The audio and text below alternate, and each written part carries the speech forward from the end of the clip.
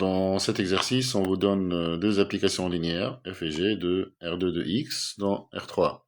R2 de x, c'est l'ensemble des polynômes de degré inférieur ou égal à 2.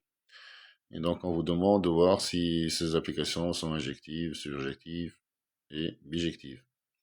Là, ces applications sont définies de R2 de x dans R3.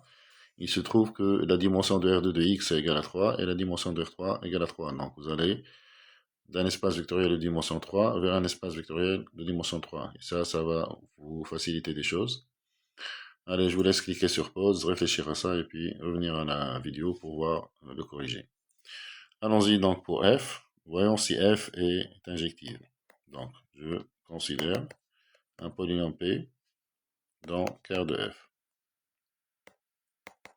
Donc, ceci implique que f de p égale à 0, 0, 0. Et f de p, c'est p de 0, p de moins 1 et p de 1. Et donc, ceci implique que p de 0 égale à p de moins 1 égale à p de 1 égale 0. Donc, ceci implique que p admet trois racines distinctes, qui sont 0, moins 1 et 1. Or, p, c'est un polynôme de degré inférieur ou égal à 2. Un polynôme de degré inférieur ou égal à 2 qui admet trois racines distinctes, c'est nécessairement un polynôme qui est nul. Vous savez qu'un polynôme de degré inférieur à 2 qui est non nul, il admet au plus deux racines distinctes. Mais là, ce polynôme admet trois racines distinctes, donc il peut que être nul.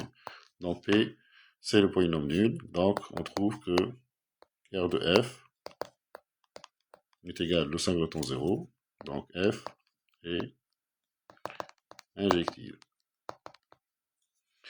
Et donc f est injective, f ça va de R2 de x dans R3. La dimension de R2 de x, c'est égal à 3. Et ça, c'est égal à la dimension de R3. Donc f, c'est une application injective qui va d'un espace de dimension 3 vers un espace de même dimension. Ceci implique que l'application est aussi surjective.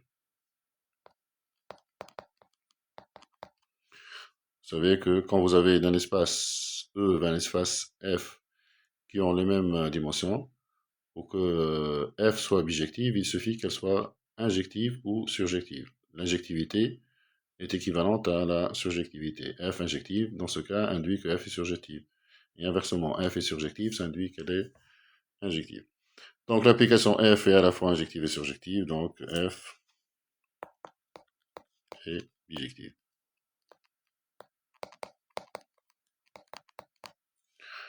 Voilà donc pour la première application linéaire F. Passons à l'application G. Donc G de P qui est égal à P de 0, P' de 0 et P seconde de 0. Donc prenons un élément P dans le noyau de G, donc R de G. Donc ceci implique que G de P est égal à 0 de R3, c'est-à-dire 0, 0, 0. Et ceci implique que P de 0 égale P' de 0 égale P seconde de 0 égale 0. P, c'est un polynôme de degré inférieur ou égal à 2, donc P s'écrit A, c'est pas voilà, A plus BX plus CX au carré. J'ai P de 0 qui est égal à 0, donc tout ça c'est égal à 0. Donc P de 0 c'est quoi? C'est A, et c'est égal à 0. P' de X c'est quoi? C'est B plus 2 fois Cx. Et je sais que P' de 0 c'est égal à 0, mais P' de 0 c'est égal à B, c'est égal à 0. Passons maintenant à la dérivée seconde. Donc P seconde de X c'est 2C. Et j'ai P seconde de 0 qui est égal à 0. Mais P seconde, 0 toujours 2C et c'est égal à 0. Donc C est aussi égal à 0. Donc on trouve que les coefficients du polynôme A, B et C sont nuls. Donc ceci implique que P est égal à 0. Et donc, R de G, c'est le singleton 0. Et donc, ceci implique que G est injective. Voilà, G est injective. Avec toujours une application qui va d'un espace de dimension 3 vers un espace de dimension 3. Donc, on a les mêmes dimensions.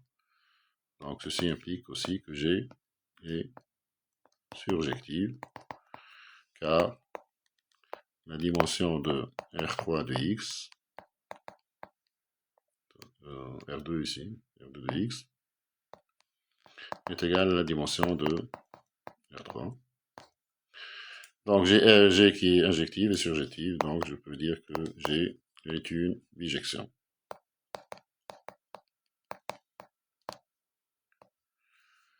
Voilà donc pour cet exercice, j'espère que ceci vous sera utile. N'oubliez pas s'il vous plaît de liker cette vidéo et de vous abonner à notre chaîne. À bientôt.